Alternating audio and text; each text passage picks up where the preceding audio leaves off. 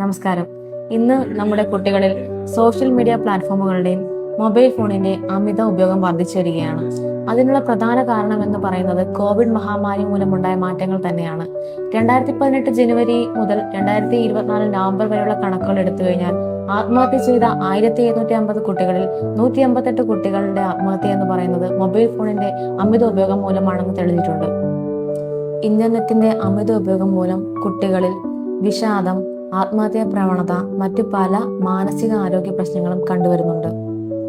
DDAD, digital de addiction centre, ഇത്തരത്തിൽ മാനസിക ബുദ്ധിമുട്ട് അനുഭവിക്കുന്ന കുട്ടികൾക്കായുള്ള കേരള പോലീസിന്റെ പദ്ധതിയാണ് DDAD.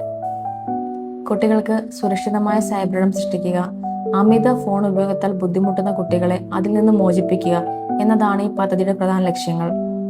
ഇത്തരത്തിൽ ബുദ്ധിമുട്ട് അനുഭവിക്കുന്ന കുട്ടികൾക്കും അവരുടെ മാതാപിതാക്കൾക്കും വിദഗ്ധ പരിശീലനം ലഭിച്ച കൗൺസിലർമാരുടെയും